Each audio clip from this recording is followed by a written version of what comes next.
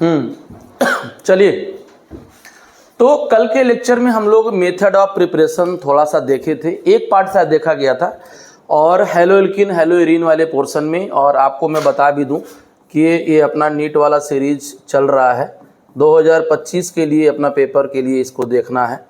तो हेलोएल्कीन और हेलोएरीन में स्टार्ट करते हैं मेथड ऑफ प्रिपरेशन। एक मेथड ऑफ प्रिपरेशन शायद मैं करा दिया था, राइट? किससे कराया था, कौन से? एल्केन से। आइए हम बात करते हैं कि अल्कीन से मेथड कैसे बनाते हैं। तो आते हैं एकदम सेम टू सेम एनसीईआरटी पे अपने, और एनसीईआरटी से लेके आपको चलते हैं कि मेथड ऑफ प्रिपरेशन कौन कौन से प्रोसेस से करना होगा अपने को, वहां से हम लेके चलेंगे। तो ध्यान दीजिएगा, ध्यान देना। ये एल्कीन जो होता है ना, आपको पता है कि एडिशन देता है बेटा, एडिशन रिएक्शन से एल्कीन का फॉर्मेशन होता है। तो यहां पे क्या है, डबल बॉन्ड है, ये पाई बॉन्ड है, सिंपल सी बात है, पाई बॉन्ड है बेटा। पाई बॉन्ड जो होगा टूटेगा और HX प्लस और माइनस बनेगा। एक H जाएगा एक कार्बन पे और एक X जाएगा एक कार्बन पे, ठीक है। तो ये अपना देखो पाई बॉन्ड से क्या हो जाएगा, 2 सिग्मा बॉन्ड का फॉर्मेशन हो जाएगा बेटा। ये रहा अपना अनसेचुरेटेड, ये अपना अनसेचुरेटेड होता है, ये अपना अनसेचुरेटेड होता है। अब क्या बन गया ये, अब क्या बन गया ये, सेचुरेटेड हाइड्रोकार्बन बन गया। ये क्या कहलाएगा, अपना सैचुरेटेड हाइड्रोकार्बन कहलाता है, सैचुरेटेड कंपाउंड कहलाता है। मतलब एल्कीन से एल्केन बन गया। तो बेटा ये सिमेट्रिकल था तभी बना हुआ है। जब सिमेट्रिकल होता है तो आप रिएक्शन कराओगे HX तो कोई दिक्कत नहीं होगी। जैसे मान लो कि आप CH2 ले रहे हो और डबल बॉन्ड CH2 ले रहे हो बेटा, और यहां पर आप रिएक्शन करा रहे हो HX का, राइट?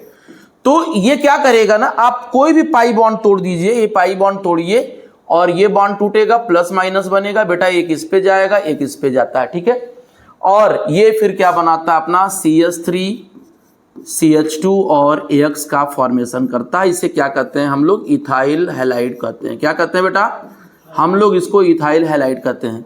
लेकिन ध्यान देना कि अपने पास सिमेट्रिकल है ये, मतलब कि अगर हम लाइन ड्रॉ करेंगे तो प्लेन ऑफ सिमेट्री ये देता है। जब लाइन ड्रॉ करोगे तो प्लेन ऑफ सिमेट्री देगा ये, राइट? तो ये बनाएगा। लेकिन जैसे ही propyne yield 2 product, however only one predominate as a Marconi-Kauf rule and anti-Marconi-Kauf rule। तो मार्कोनी और एंटी मार्कोनी रूल क्या कहलाता है बेटा?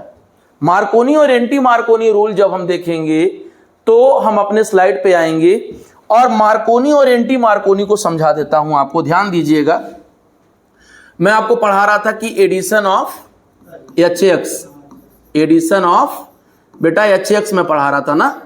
तो मैंने आपको बोला था पहले ही कि एल्कीन जो होता है ना, एल्कीन अपना 2 कैटेगरी होता है बेटा। एक होता है सिमेट्रिकल एल्कीन, एक होता है बेटा सिमेट्रिकल एल्कीन, ठीक है, एक सिमेट्रिकल एल्कीन होता है, चलो ठीक है।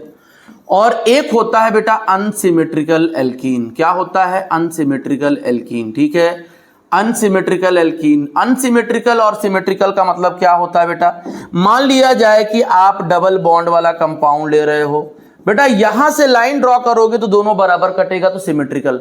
और ये अनसिमेट्रिकल का मतलब होता है कि जब आप प्लेन ड्रॉ करोगे तो वो बराबर में कटेगा ही नहीं। यहां 2 कार्बन, यहां 1 कार्बन, तो अनसिमेट्रिकल।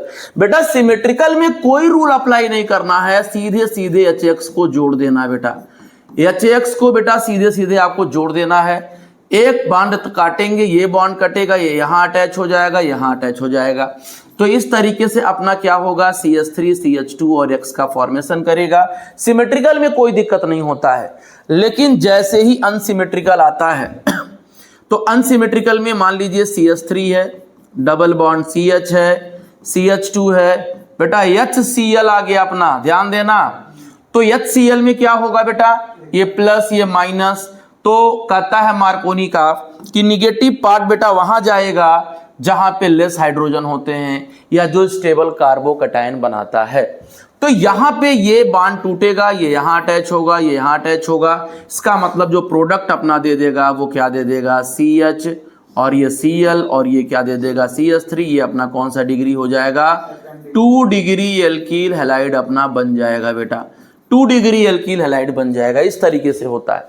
लेकिन अगर अपने पास आपको इस तरीके का प्रोडक्ट कंपाउंड दे दिया और कह रहा है कि यहां पर आप HBr लगा दो तो आप फिर भी मार्कोनी काफ से ही आप लेके चलोगे तो ये आपका प्लस और माइनस Br यहाँ जाएगा, H यहाँ जाएगा, मतलब कि बेटा Br वहाँ जाएगा जहाँ हाइड्रोजन कम होगा, ये जो स्टेबल कार्बोकैटायन बनाता है। मान लो अगर ये प्लस पाई बॉन्ड इधर आता है तो ये प्लस चार्ज और ये माइनस चार्ज, तो देख रहे हो कि ये प्लस चार्ज किस पे, जिस कार्बन पे है उनके पास 2 कार्बन अटैच हैं, तो ये मार्कोनी काफ के रूल से लगता है। ठीक है, लेकिन अगर यही बेटा एंटी मार्कोनी में आ जाता है, अगर यही एंटी मार में आ जाता है तो मामला चेंज हो जाता है। अगर यही अनसिमेट्रिकल एंटी मार में बेटा आ जाता है, मतलब HBr लगा दिया, ठीक है लगा दिया, यहां लिख दिया परऑक्साइड, कोई भी बेटा परऑक्साइड दिया रहेगा, बेंजोइल परऑक्साइड वैसे होता है, तो याद रखना कि ये उल्टा हो जाएगा, या इसी को एंटी मार्कोनी काफ रूल बोलते हैं बेटा, या इसी को हम परऑक्साइड इफेक्ट से भी बोलते हैं। तो याद रखना ये किसके थ्रू जाता है, याद रखना थ्रू फ्री रेडिकल मैकेनिज्म से चलता है, थ्रू फ्री रेडिकल मैकेनिज्म से चलता है बेटा। ये सिर्फ HBr ही फ्री रेडिकल बनाता है। तो ये क्या होगा, अब H को अटैक करने के बाद ये देखना होगा कि कौन सा फ्री रेडिकल ज्यादा स्टेबल होता है। वैसे एंटीमार ये कहता है कि निगेटिव पार्ट वहां जाएगा जहां हाइड्रोजन ज्यादा है, यानी इसको यहां अटैक कराना, इसको यहां अटैक कराना, तो क्या बनाएगा, ये हो जाएगा CH3, ये हो जाएगा बेटा CH2, ये हो जाएगा CH2 और ये हो जाएगा Br, यानी 1 डिग्री हैलाइड का अपना फॉर्मेशन हो जाएगा, 1 डिग्री हैलाइड का फॉर्मेशन हो जाएगा। बोलोगे सर एक मैं आपको बता देता हूं कि एक कॉमन आपको मैं बता देता हूं कि सर कहां कहां ये एंटी मार हम लोग लगाएंगे। तो सर एक सवाल यहां पे मैं बता देता हूं आपको, यहां पर HCl लगा है, यहां पर भी HCl लगा है, और यहां लिखा है परऑक्साइड बेटा, यहां पर परऑक्साइड लिखा है। सर यहां पर अपना HBr लगा है, ठीक है, और यहां पर भी लिखा है HBr, लेकिन किसके साथ, परऑक्साइड के साथ। तो बेटा जहां भी परऑक्साइड रहेगा वो फ्री रेडिकल से चलेगा। तो सवाल का आंसर क्या होगा बेटा, ध्यान देना, HCl के लिए एंटी मार नहीं होता है, तो मार्कोनी से ही इसको बनाइएगा, Cl बीच में आ जाएगा, ये 2 डिग्री हैलाइड का फॉर्मेशन कर देगा। ठीक है, ये 2 डिग्री क्या बना देगा, हैलाइड। बेटा ये परऑक्साइड HCl के लिए काम नहीं करेगा, तो कंफ्यूज नहीं होना है, आप Cl वहीं लगाना जो मार्कोनी कहता है। सर HBr के साथ कुछ नहीं है, तो सर ये भी मार्कोनी से ही लगाना, लेकिन अगर इसके साथ परऑक्साइड लिख दिया है तो बेटा ये क्या हो जाएगा, ये परऑक्साइड इफेक्ट से यानी फ्री रेडिकल से बनाना। ठीक है, अब सुनना, HCl तो अपना आयनिक रिएक्शन में जाता है, यानी कटायन निगेटिव बनाता है। Cl HBr अपना आ जाइए। सर HBr साइज ब्रोमाइड का बड़ा होने से ये फ्री रेडिकल आसानी से जनरेट कर सकता है, फ्री रेडिकल आसानी से क्या कर सकता है, जनरेट कर सकता है। और HI क्यों ऐसा हो रहा है, HI में एक्चुअली क्या हो रहा है बेटा, HI के साथ एक कहानी बन जा रहा है, ये HCl, ये HBr और HI जब ये टूटता है ना, मान लो प्लस माइनस में, तो H प्लस और I माइनस, फिर I माइनस खुद को क्या बना लेता है, I2। तो याद रखना HBr ही एक ऐसा है जो मार्कोनी काफ रूल से लगाया जाता है। ठीक है ना सर, एंटी मार्कोनी काफ सिर्फ HBr शो करता है। तो आपको नोट में यहां चाहो तो लिख सकते हो कि HBr only gives anti Markovnikov product, anti Markovnikov काफ प्रोडक्ट, बस ये आपको ध्यान देना है। तो एक मेथड ये अपना होता है जिससे हम लोग क्या करते हैं, प्रिपरेशन करते हैं। बात समझ में आ रहा है, क्लियर है? आगे बढ़ते हैं हम लोग, आगे चलते हैं दूसरे उस पे। आगे क्या कह रहा, किस मेथड से आपको भागना है, तो ये आपका बन गया, हो जाएगा कहानी, मेजर वही बनेगा जो आपको मैं दिखाया हूं। अब आ जाइए बेटा addition of halogen. Addition of halogen की जब सवाल बात करोगे तो क्या बात करोगे वो देख लो, ध्यान देना। ये हो जाएगा अपना addition of halogen, addition of halogen, by the addition of halogen करना। दूसरा मेथड है बेटा कि by addition of halogen. Sir halogen का एडिशन कैसे करोगे, सर यहां पर भी वही बात है कि अगर यहां पर Cl2 ले रहे हो और यहां आप क्या ले रहे हो CCl4। सर CCl4 क्या है, नॉन पोलर सॉल्वेंट है, तो क्या करेगा बेटा, ये आपका डाई हैलो प्रोडक्ट देगा, यानी Cl देगा और Cl। एक्चुअली एक ऊपर से अटैक करता है, एक नीचे से अटैक करता है, तो ये क्या बन गया, एल्कीन से क्या बन गया बेटा अपना, एल्कीन से क्या बन गया, 1,2 डाई क्लोरो इथेन बन जाएगा बेटा, 1,2 डाई क्लोरो इथेन, मतलब कि 2 क्लोरीन वाला बन जाएगा। अगर अपने पास अनसिमेट्रिकल है तभी भी आपको टेंशन लेने की जरूरत नहीं है, क्योंकि वही काम करेगा यहां पर। ये आपका CCl4 नॉन पोलर सॉल्वेंट होता है क्योंकि डाइपोल मोमेंट इनका 0 होता है, ये जो होगा वो अपना नॉन पोलर सॉल्वेंट होगा। तो बेटा ये भी अपना क्या करेगा, ये एक्चुअली नॉन क्लासिकल कार्बोकटायन से बनाता है, ठीक है, इस तरीके से अपना एडिशन दे देता है और डाई हैलो दे देता है, राइट। लेकिन बेटा अगर यही हम लोग इस तरीके से दे दें, मान लो ऐसे दे दें, CH और CH2 फॉलोड बाई क्या कहते हैं Br2 मान लो लिख दिया और H2O लिख दिया, तब मामला चेंज हो जाएगा, क्योंकि पानी क्या है बेटा, पोलर प्रोटिक सॉल्वेंट है बेटा, पोलर प्रोटिक क्या है, ये सॉल्वेंट है। तो याद रखना ये HOBr बना के देता है, आप ऐसे सोच लेना, दोनों मिलके क्या बनाएंगे, HOBr बेटा, ये माइनस और ये प्लस, तो देखना कहां जाएगा, माइनस वहां जाएगा, मार्कोनी को फॉलो करेगा, तो सर ये जो होगा बेटा ये OH आ जाएगा और ये क्या आ जाएगा, CH2Br आ जाएगा। तो इस तरीके से आप बाई एडिशन ऑफ हैलोजन से कर सकते हो। क्लियर है, समझ में आ रहा है। चलिए हम आगे चलते हैं, आगे का क्या कहानी है ध्यान दीजिएगा। तो ये सिचुएशन देखने को अपना मिल जाएगा। चलिए आगे ले चलते हैं बेटा। मैंने आपको पहले ही बता दिया था कि सर हैलोजन एक्सचेंज, सर आप डायरेक्ट हैलोजिनेशन से तो कंपाउंड बनाओगे नहीं, डायरेक्ट हैलोजिनेशन से कंपाउंड तो बना नहीं पाओगे क्योंकि इस काफी एक्सप्लोसिव होता, मैंने आपको पहले ही बता दिया था। तो फ्लोरिनेशन कैसे कराओगे, आयोडीनेशन कैसे कराओगे, तो एक वैज्ञानिक थे जिनका नाम था बेटा फिंकलेस्टीन। तो बेटा फिंकलेस्टीन रिएक्शन में क्या होता है, RX NaI के साथ रिएक्शन करेगा, NaI बना लेगा, देखो रिएक्शन सिंगल डायरेक्शन में हो गया। लेकिन X हमेशा सिर्फ कौन सा होगा, Cl होगा या Br होगा, बात समझ में आ गया।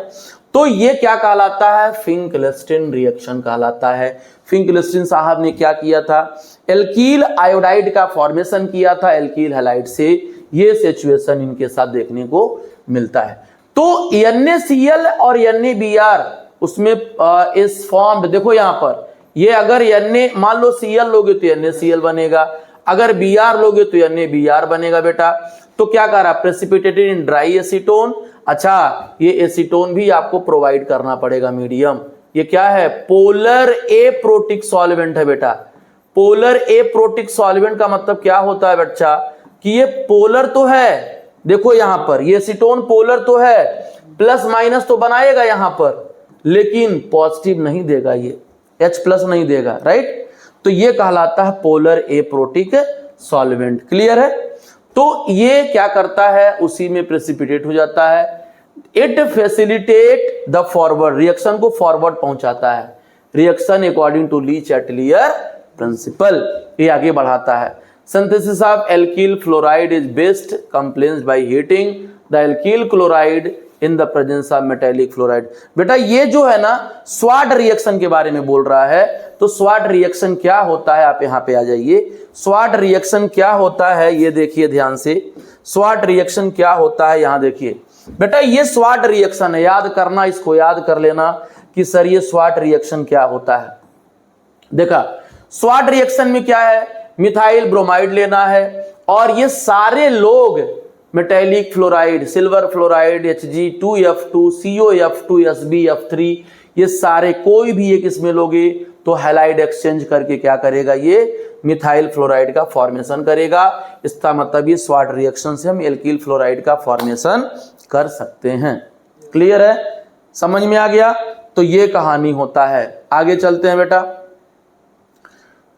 तो ये आपका जो तरीका हुआ मेथड ऑफ प्रिपरेशन का, वो आपने देख लिया मेथड ऑफ प्रिपरेशन क्या है। ठीक है,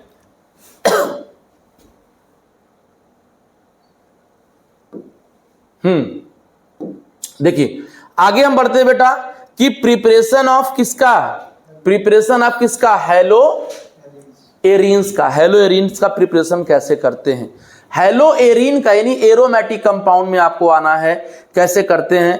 तो बेटा ध्यान देना, इधर ध्यान दो ये तो सब्स्टिट्यूटेड प्रोडक्ट है ना, मिथाइल ग्रुप है ना, मिथाइल ग्रुप में आपका यहां सब्स्टिट्यूट कर रहे हो डार्क कंडीशन में। तो एक काम करते हैं, मैं आपको अलग से इसका बताता हूं। तो आगे चलते हैं बेटा, preparation of hello Erin, preparation of hello Erin. बेटा हेलो एरिन मैंने आपको बता ही चुका था, लेकिन एक बात और ध्यान दीजिएगा, सबसे पहला जो टेक्निक है by halogenation reaction, by halogenation reaction. Sir halogenation में क्या होता है, तो ध्यान दीजिएगा, बेंजीन का रिएक्शन बेटा, बेंजीन का रिएक्शन क्या करते हैं, Cl2 से कराते हैं और यहां पर लुबिक एसिड ले लेते हैं एनहाइड्रस AlCl3। तो क्या करता है, किसी भी एक H को निकाल करके और वो क्या बना देता है, अपना हेलो एरिन का, क्लोरोबेंजीन का, और Cl बाहर चला जाएगा। ये क्या बन गया बेटा, क्लोरोबेंजीन का फॉर्मेशन कर जाएगा। तो एक मेथड अपना ये होता है, इस तरीके से हम बना सकते हैं। क्लियर है ना। दूसरी चीजें होती हैं बाई द, आगे बढ़े, दूसरा लिखो, from diazonium salt, diazonium salt. बेटा ये डाइजोनियम सॉल्ट क्या है, क्या ये दिक्कत है इसके साथ, ये है क्या एक्चुअली बेंजीन जो है ना, पहले NO2 ग्रुप NH2 ग्रुप होता है, एनिलीन जिसे कहते हैं, जानते हो एनिलीन को ना बेटा, एनिलीन होता है। एनिलीन में हम NaNO2 डालते हैं और उसमें HCl डाल देते हैं और 0 से 5 डिग्री सेल्सियस पे बेटा, तो ये डाइजोनियम सॉल्ट बना देता है, N2 + Cl- ये बना देता है बेटा। इसे क्या कहते हैं, इसे कहते हैं बेंजीन डाइजोनियम क्लोराइड।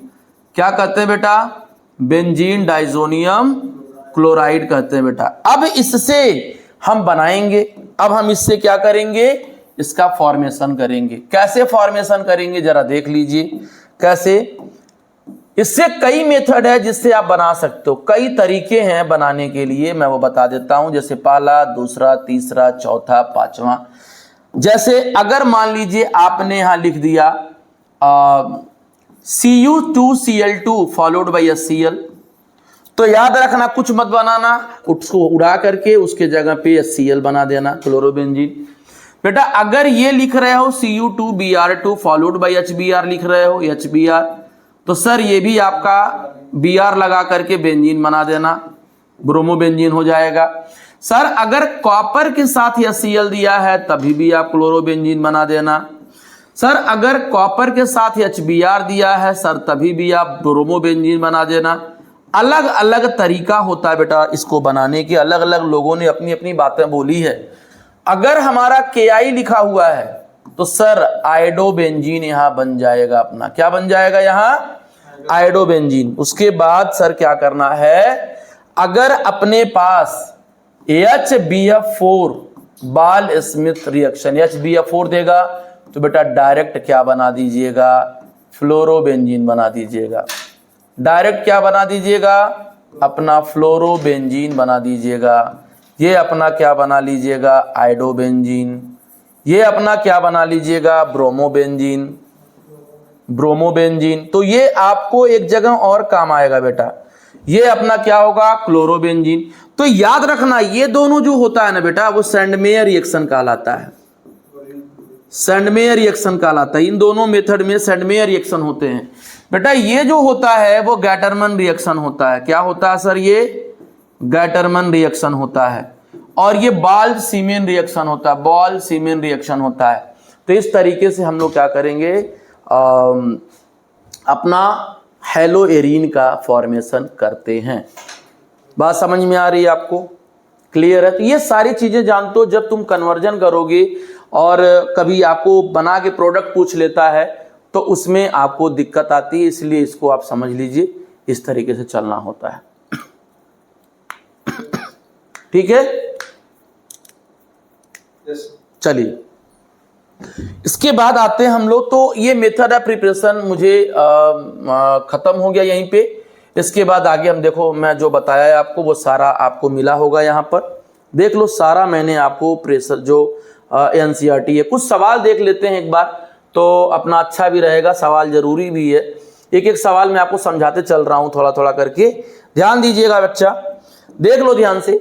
ये पहली बात तो देखो, यहां हाइड्रोजन एक ही है और यहां दो हाइड्रोजन है। सर एंटी मार लगाओगे कि मार लगाओगे? मार को नहीं काफ लगेगा, क्योंकि हाँ ये आ जाएगा यहां और ये क्या बन जाएगा बेटा, ये बन जाएगा अपना इस तरीके से ये, और यहां पर आ जाएगा CH और ये Br बन जाएगा और ये CH2 बन जाएगा। समझे आप?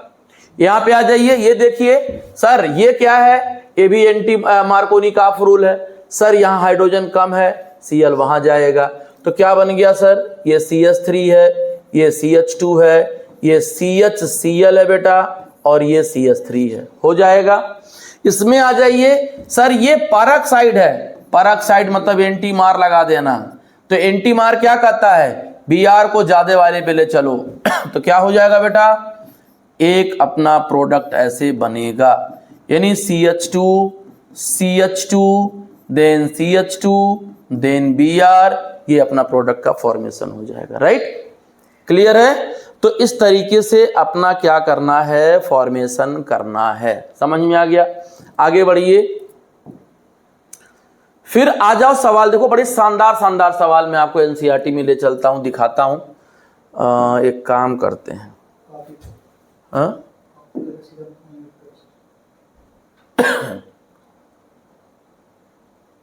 एज द फोकस,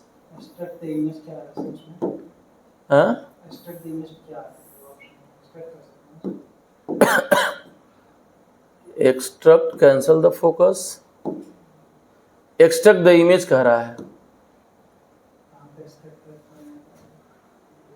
अलग से स्लाइड बनाने के लिए एक्सट्रैक्ट कर दो, वहां पर समझा दीजिए। एक मिनट, वो नहीं आ रहा है, यहीं पे हम बता दे रहे हैं, थोड़ा सा वो देखना पड़ेगा। चलो हम बता देते हैं यहीं पे, बहुत आसान सवाल है, कुछ नहीं करना। सुनना, जहां SOCl2 होता है वो अपना Cl प्रोवाइडर होता है, ध्यान देना, जहां SOCl2 होता है वो अपना Cl प्रोवाइडर होता है। बात समझे कि नहीं समझे? जहां SOCl2 होता है वो Cl प्रोवाइडर होता है। तो Cl प्रोवाइडर देखो, यहां कुछ मत करना, बेंजीन से ऊपर से OH हटा के Cl लगा देना, बस खत्म। क्या बाई प्रोडक्ट बनेगा, SO2 बनेगा या Cl बन जाएगा, बस खत्म।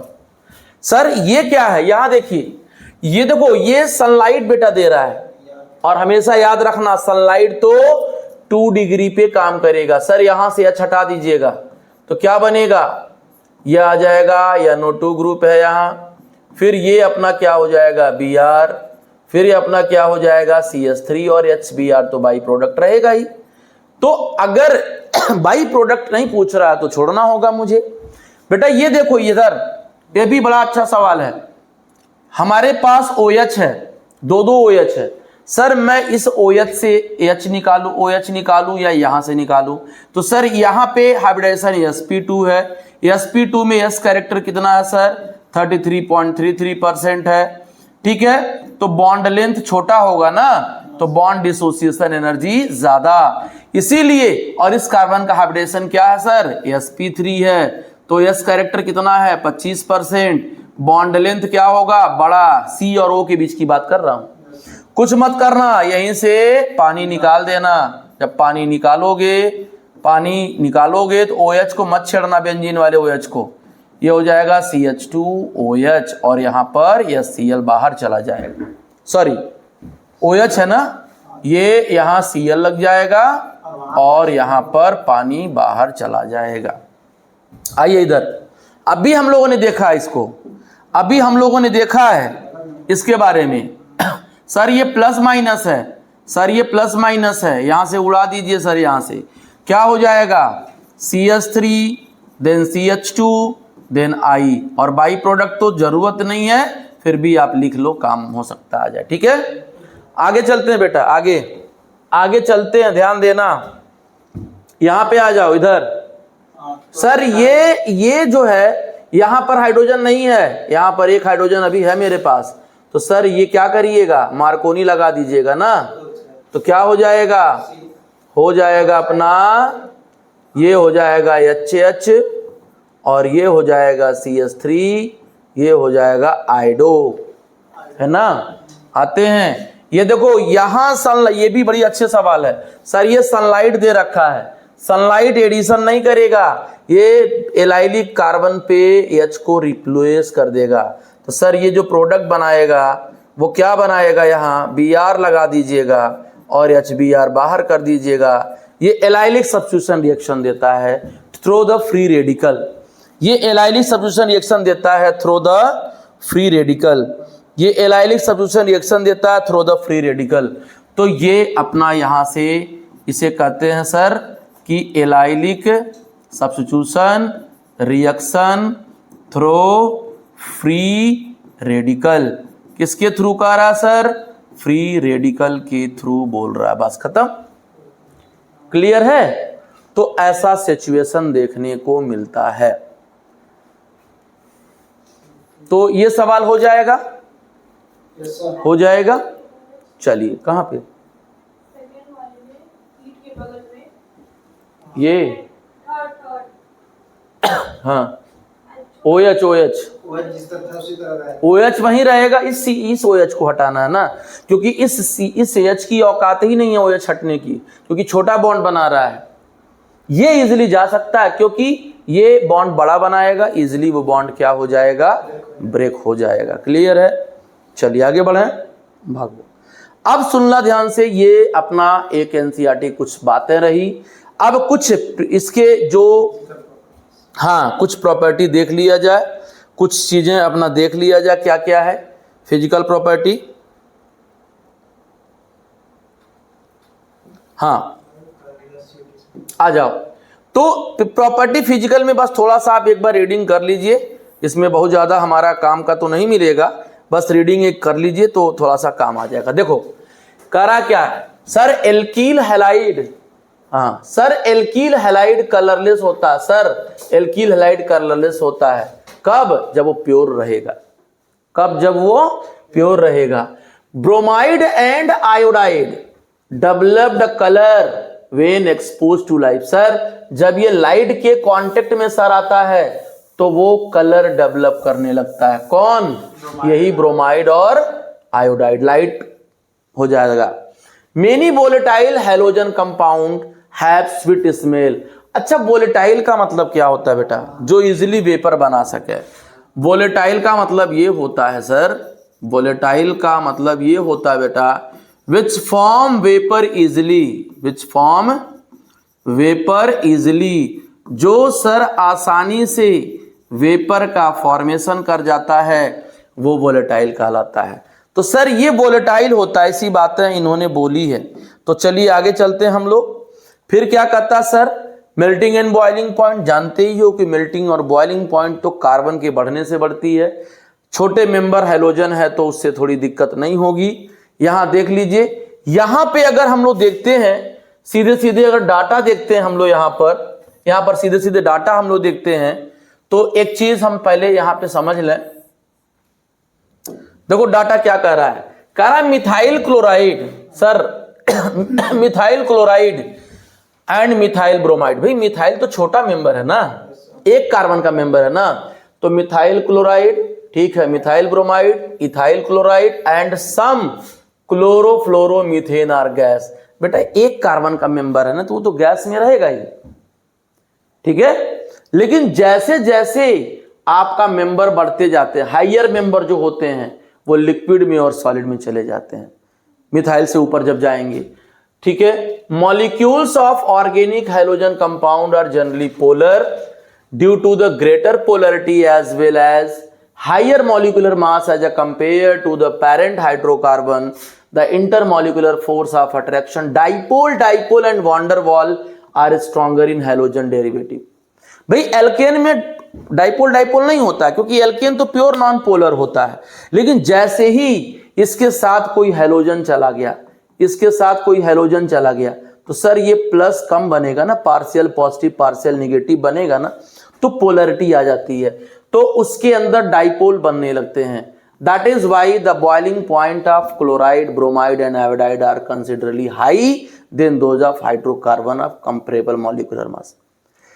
मान लिया जाए कि हम CH4 ले रहे हैं और CH3F ले रहे हैं, तो अगर इन दोनों के बीच में मोलर मास में बहुत ज्यादा फर्क ना हो, सपोज करो कोई हम ले रहे हैं यहां पे, तो इनसे इसका बॉइलिंग पॉइंट ज्यादा होगा, क्योंकि ये पोलरिटी आ गई ना इसके बीच में, ये नॉन पोलर होता है. क्लियर है ना, समझ में आ रहा है. तो attraction get stronger as well as molecular get bigger in size and have more electron. Parent pattern of variation of boiling point of different halide is depicted in. देखो डायग्राम में यहाँ पे देख लो, इसी से हमको ज्यादा काम आ जाएगा, इसीलिए मैं सोच रहा था पहले इसी को शो कर दे, तो ध्यान देना इसमें. ये आपको जो टेबल दिख रहा है ना, देखो ये आपका मिथाइल क्लोराइड है, ये इथाइल है, ये प्रोपाइल है, 3 का लेके चल रहा है. ये आपका लाल वाला जो है क्लोरो बता रहा है क्लोराइड, और ये वाला ब्रोमाइड बता रहा है, और येलो वाला क्या है, आयोडाइड है. एक बात बताओ, तुम देख रहे हो ना कि जब ये दोनों लोग हैं तो बेटा Cl से ज्यादा तो थोड़ी Br का बढ़ा, ठीक है, Cl से ज्यादा Br का बढ़ा, आयोडीन का भी बढ़ गया ना. देख लीजिए, अगर आप मिथाइल फ्लोराइड ले रहे हो, Cl ले रहे हो, मिथाइल ब्रोमाइड ले रहे हो, और अगर आप मिथाइल आयोडाइड ले रहे हो, तो सर मास बढ़ रहा है ना, आयोडीन का मास बढ़ रहा है ना, इसलिए इसका बढ़ रहा है. यहां पे भी देखो, ये अपना 2 कार्बन का मेंबर है, इससे ग्राफ थोड़ा ऊपर गया क्योंकि मास भी बढ़ रहा है, तो ये अपना Cl का हो गया, ये अपना Br का हो गया, अपना I का हो गया. सर ये देखो 3 कार्बन आ गया, सर और ग्राफ बढ़ रहा है, लेकिन ये भी Cl के लिए है, Br के लिए और I के लिए. तो मास बढ़ेगा तो बॉइलिंग पॉइंट तो बढ़नी है. बात समझ में आ रहा है. बॉइलिंग पॉइंट आइसोमर के लिए अलग अलग होता है बेटा. फॉर आइसोमर के लिए अलग से देख लो. फॉर आइसोमर के लिए, सर आइसोमर के लिए अगर बॉइलिंग पॉइंट देखोगे तो ब्रांचिंग का उल्टा हो जाएगा.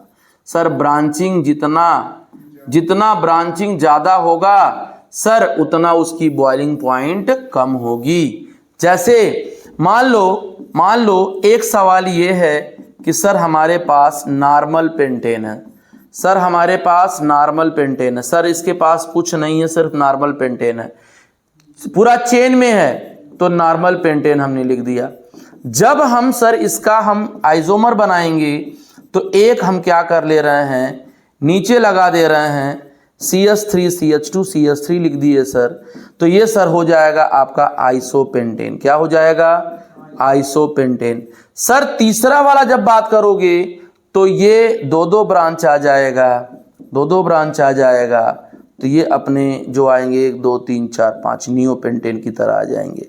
तो याद रखना कि ब्रांचिंग बढ़ने से बॉइलिंग पॉइंट कम होती जाएगी. मतलब कि जो बॉइलिंग पॉइंट होगी वो A का ज्यादा होगा, B का, और सबसे कम किसका होगा, C का होगा. ये सीक्वेंस किसका है, बॉइलिंग पॉइंट का है.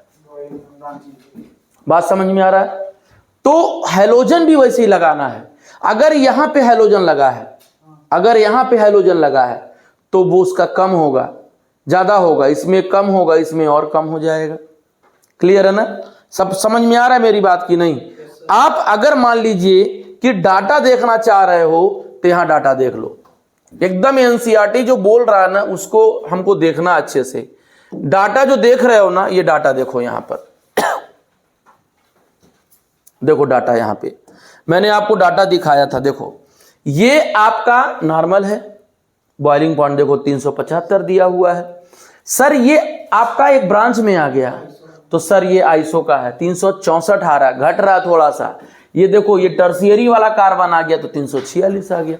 तो जैसे जैसे वो ब्रांचिंग में आएगा वो काम होता जाता है. ठीक है ना. और देखो boiling point of isomeric dihaloarene are very nearly same, however the para isomer are higher melting point, higher melting point as compared to their ortho and meta position. It is due to symmetry of para and that of fit in lattice crystal. Ortho and Meta, ये क्या बोल रहा जरा देख लिया जाए।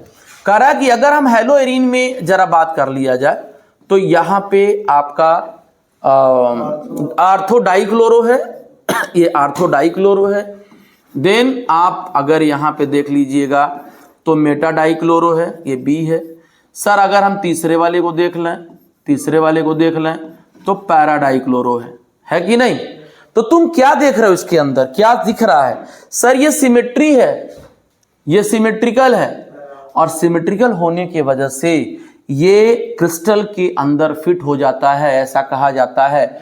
और fit होने की वजह से जो इसकी मेल्टिंग पॉइंट होगी क्रिस्टल की, वो आपका ज्यादा होगा, किससे? आर्थो और मेटा से। पैरा का ज्यादा होगा ड्यू टू सिमेट्रिकल नेचर, किसके वजह से?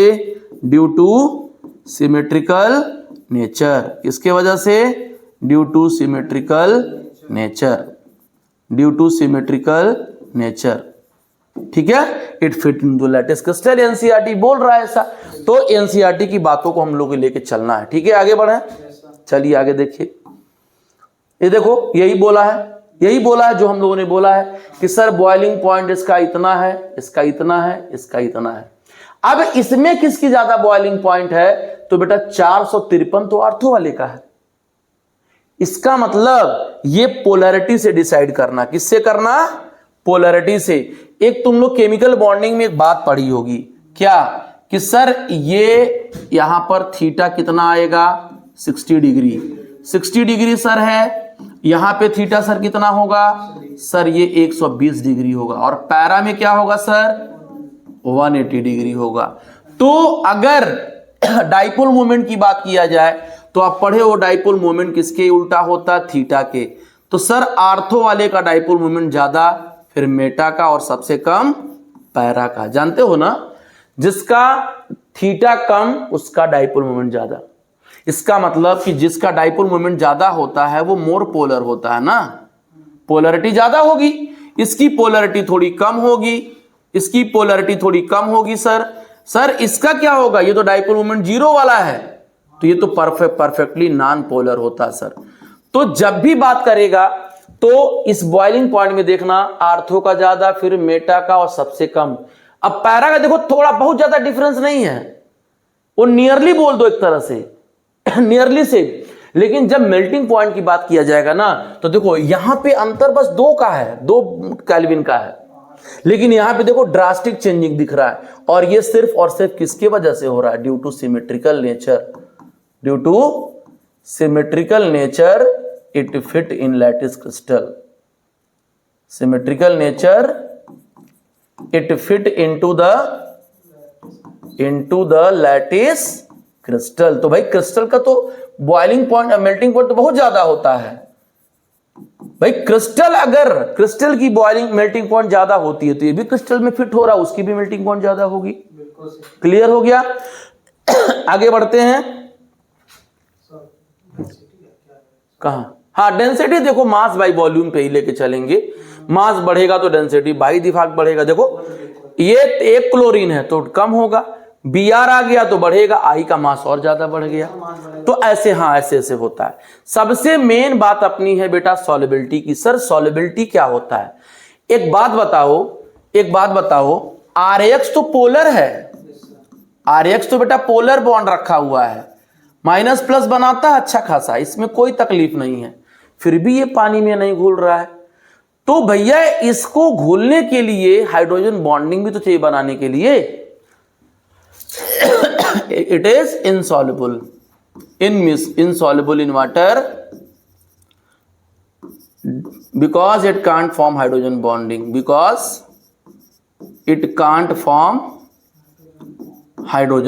बस खत्म।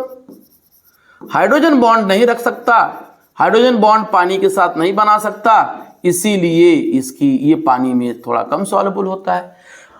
पूछा हुआ एनसीईआरटी, वो एकेडमिक में पूछा जाता है कि Rx is although polar, but it is insoluble in water. ऐसा क्यों होता है? तो ऐसी सिचुएशन होता है पानी में, बस नहीं घुलेगा। क्लियर है? डन है? एक मिनट इसमें यार, एक मिनट। अच्छा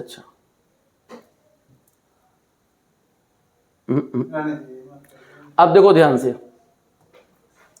आगे चलते हैं। एक सवाल इसमें दिया हुआ, सवाल देख लिया जाए। करा compound increasing water of boiling point.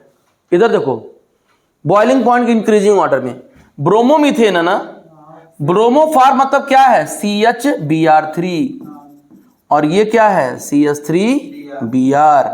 Sir ये क्या है? क्लोरोमीथेन। सर CH3Cl है। सर ये क्या है? डाईब्रोमोमीथेन मतलब CH2Br2। तो भैया कर लो, सबसे ज्यादा तो इसका होगा, सबसे ज्यादा A इसका होगा, फिर 2 ब्रोमीन वाले का होगा, फिर 1 ब्रोमीन वाले का होगा, फिर Cl सबसे पीछे चला जाएगा, यानी A, B, C, और सबसे कम कौन होगा बेटा? D। बोलो समझ में आ गया? क्लियर है? तो ये अपना फिजिकल प्रॉपर्टी होगी। नेक्स्ट लेक्चर से हम लोग इसकी केमिकल प्रॉपर्टी पढ़ के और उसको खत्म कर देंगे। ठीक है? तो एक लेक्चर का और अपना चैप्टर है, ये चैप्टर फिनिश हो जाएगा।